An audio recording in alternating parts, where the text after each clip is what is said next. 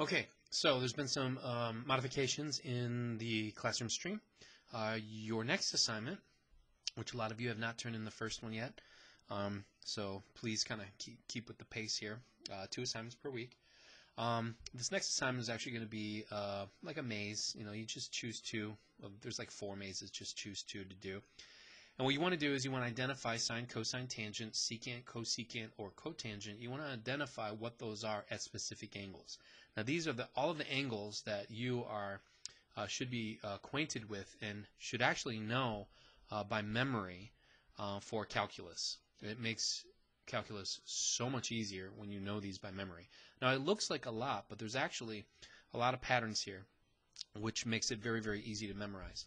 Now, what we're going to do is I want you to take notes with me on this, but you'll notice that there's 2 files there for you to take notes on. Actually, I should say 3, because yours might look a little different if you printed up last week's. Okay, this is actually in Classroom right now, and this is the one that is called without tangent. I'm going to do tangent in a different video. I'm just going to focus on sine and cosine right now. Tangent, just print out that with tangent file, and then we can focus on tangent, and I'll put that out tomorrow. So you actually can't do the assignment until you have the next video, okay? So just focus on that first assignment, make sure that it's done, and turn it in, okay? And then you'll have the whole weekend to do. I might be able to put out the tangent one later on today. Okay, so let's talk about day 1, radians and degrees. Now, radians and degrees, what we want to do is we want to remember that this is 30 degrees, that's 45, that's 60, and we're going to go all the way around, okay? That's going to be 120, and then 135, and then 150, 180, and then add 30 for 210. Add 15 for 225, add another 15 for 240, add 30 for 270, add 30, add 15, and then we arrive back, well, we either started at 0 or 360, okay? So that's the degrees, that's what we're most comfortable with. Now, day 1 assignment, if you scroll down the classwork section, you should also know radians. All right. Now radians, we start off with 0 radians. Then we said that pi is actually 180 degrees. Okay. So now we need to be thinking about radians. Now your assignment is going to be radians and degrees together. It's going to be all mixed up. So you're going to need this as the proper chart. You want to basically, we're going to fill this in, and then you're going to have to find those specific values, okay? Now all the degrees I'm going to put in red. Okay, so there's pi. Now if I took half of pi, which is 90 degrees, then that would be taking half of pi, okay? If I need 3/4 of a pi, okay, that would be, or I should say 3/4 of 2 pi, all right, I have 3 pi over 2's, okay? So there's 1 pi over 2, 2 pi over 2, 3 pi over 2. All right, now this is already in another lesson, so I'm basically just going to fill these in. All right, this is pi cut in a quarter, and then over here, this would actually be 3 of them, okay? And then 4 pi over 4 is right here. This guy over here would be, that's 4 pi over 4. Here's 5 pi over 4. That would be 6 pi over 4, 7 pi over 4. Okay? Now I'm going to cut pi into thirds. So there's my pi over 3. So remember, this is 1 pi. So if I were to cut it in third, it would look like this. This would be 2/3. All right, this would be 3. This would be 4/3. And then this guy here would be 5/3.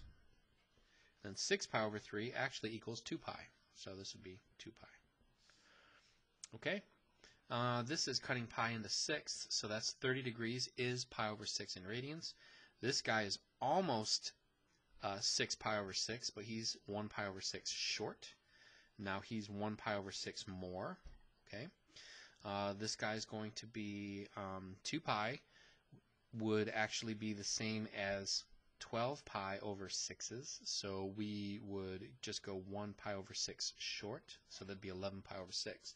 Watch the other video if this doesn't make sense, because I explained it better in that one. Okay, this is kind of assume that you know. All right, moving forward. What we're going to do is we're going to now focus on these triangles. These are the big triangles you needed to remember from geometry. And what happens is that we're going to be carving this unit circle into a bunch of triangles. All right, I want you to visualize these as triangles, okay, dropping them down here. If you can kind of imagine all these triangles being dropped, okay, what we're going to do is we're now going to use the radius of 1. This is the unit circle. The unit circle means that the radius is 1 unit. So that means our hypotenuse is 1 in each case. Okay. Now, what's special about these triangles here is that if I were to use the Pythagorean theorem or use the regular trig functions, what I end up with is I end up with these values right here.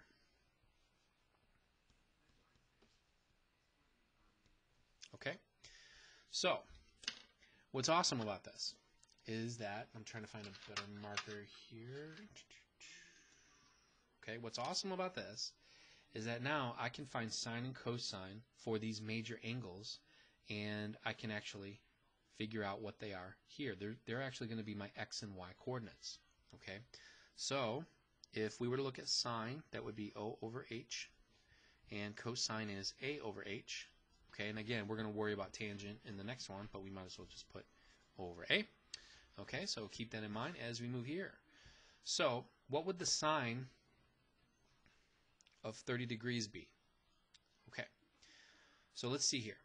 The sine, try to imagine the unit circle being right here. Okay, I'm only going to do it for this one right here. He's right here, 30 degrees. Okay, so the sine would be the O over the H, right? So that would be 1/2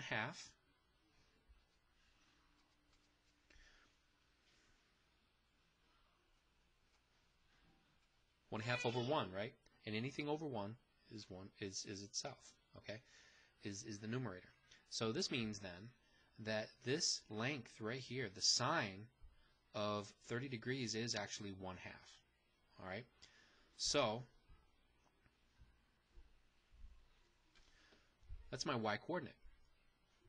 My y-coordinate is actually the sine of 30 degrees here, because I specifically chose the hypotenuse to be the length of 1. That's why we went with a unit circle. All right? So this means then that for every single one of these here, my y-coordinate is a sine value. And guess what your x-coordinate is? Yes, it is the x-coordinate. All right? Notice here, the sine of 30 degrees, the cosine of 30 degrees equals the a over the h. Oh, okay, well that's radical 3 over 2 over 1, which is just radical 3 over 2. I'm going to pause this and get another marker here.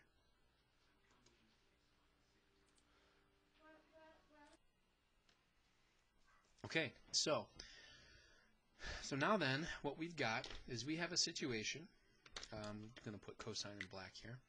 The situation now is, using these special rights, I can actually fill in the x and y coordinates for all of these, and then those are actually the values at those particular radians or at those particular degrees. And so now the cosine, as we said here, is radical 3 over 2.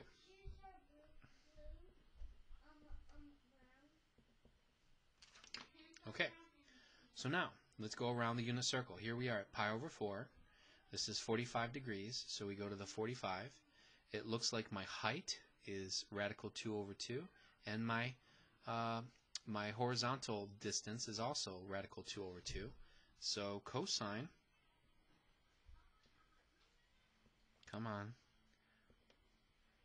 radical 2 over 2, but then also my sine is going to be radical 2 over 2. Okay? Now I just keep going. Now I go to 60 degrees. Well, 60 degrees is here, so now the cosine is here, and my sine is here, because now the whole triangle's orientation has shifted. So now I have 1/2 for my cosine. All right, and now I have radical 3 over 2 for my sine. Okay, so what we have then is we have the unit circle is basically a big storage. Okay, it's a big storage place for all of our, the colors are kind of messed up here, but that's all right, you get the idea. Cosine is the x-coordinate and sine is the y. So as we move around, we actually know exactly what those values are going to be. I know I already said that, but I'm saying it again. So if you look at this quadrant, you can actually figure out all of the other quadrants, because over here, both the coordinates are positive. All right. Now, yeah, they're fractions, they're radicals, you know, they're irrational numbers. So what? They're still values.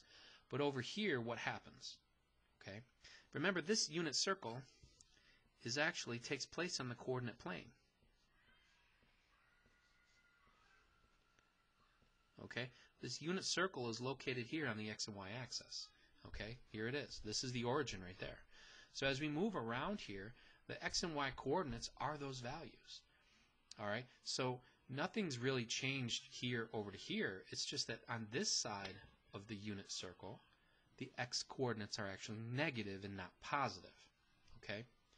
Over here, sine is positive, but down here, this is below the x-axis. So all of those y coordinates are going to be negative.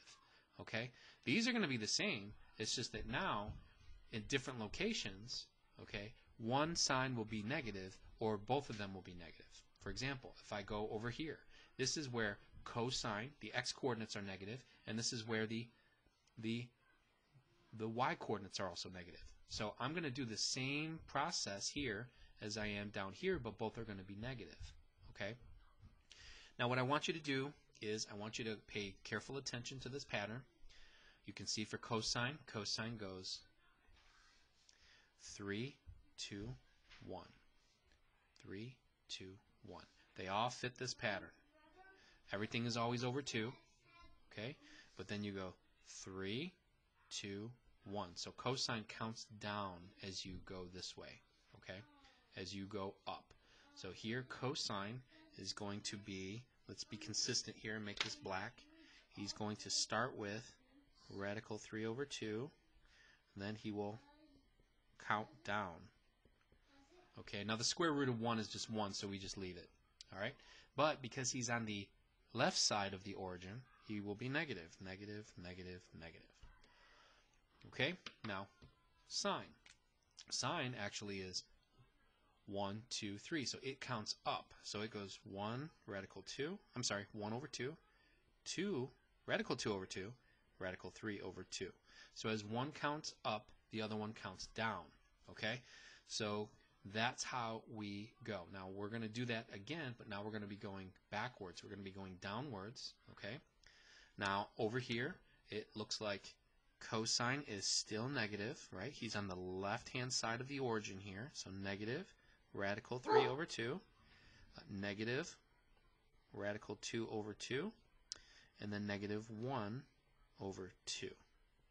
Okay? So he's counting down, if you remember. Now sine counts up. So he will be, actually here he's actually negative because we're below the x-axis. So 1 over 2, negative radical 2 over 2, and negative radical 3 over 2. Okay? So notice that there's a consistent, there's only 3 different values here, right? Where there's actually a total of 5. But really there's only 3 that you have to remember. It's either radical 3 over 2, radical 2 over 2, or 1 over 2. Those are the only ones, right? That's all that you got down here. All right? These are major angles. Okay? All right. So what are you barking at? Nothing.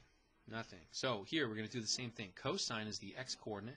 He will be, now he just became positive over here, but y is negative, right? So our y coordinates are negative, but our x values are positive. And so we've got radical, okay, I'm going to, radical 3 over 2, radical 2 over 2, and then 1 over 2. You can say radical 1 over 2, it doesn't matter. I don't know what they're barking at. All right, so now Now cosine starts at 1, and then he counts up 2. Okay. But remember that the signs are actually negative in each case. All right, because we are down below the y-axis. Okay, now we're almost finished. If you can see, hey, Atticus, what's he barking at? Can you go figure it out? Rufus, stop it! Obi, you stop it. Okay, now, since these are x and y coordinates, I'm almost done here. Since these are x and y coordinates, what we can do is we can actually find the sine and cosine of all. We have this perfect reference here, okay? For example, if Obi, let's see if this yellow shows up. Yeah, if I want the sine of 240 degrees, okay, this means I go to 240. There's 240. The sine, okay, now the sine was told, it's the y-coordinate. So I go to 240. Y-coordinate is negative radical 3 over 2. That's it. That is it. Because if you get that pattern, you have like 64 different things in your brain. Okay, you've got a database of 64 different trig functions, radian measures, and angle measures all in one shot. Okay, if you can commit to this pattern. Okay, so you've got them all here if this pattern makes sense to you. Okay, now it usually takes a couple times of copying this down, but it's a pretty simple pattern, even though when you look at it at first glance, it looks like a giant mess. All right, okay, but the ones that are really important are the 0 radians, or 360, or 0 degrees. This is the 90 degrees of the pi over 2. Pi, sine and cosine of pi, or the sine and cosine of 180. All right, these guys are just as important. They show up a lot. Okay, now if we go here, I'm going to just put these all in yellow. But cosine is, again, the x-coordinate. So what is the x-coordinate if you are located right here? Well, those coordinates are 1, 0, right? So what I just did is I now have the sine and cosine of 0 degrees or 0 radians. I have the cosine here of 2 pi, that's 1. I have the sine of 2 pi, that's 0. Cosine, sine, okay? That's true for all the other ones. So now if I go to here, okay, what's the coordinate here? That is a x-coordinate of 0, but a y-coordinate of 1. So now the tables have turned a little bit. So that x-coordinate is 0, and the y-coordinate is 1. That means that the sine of pi over 2 is 1.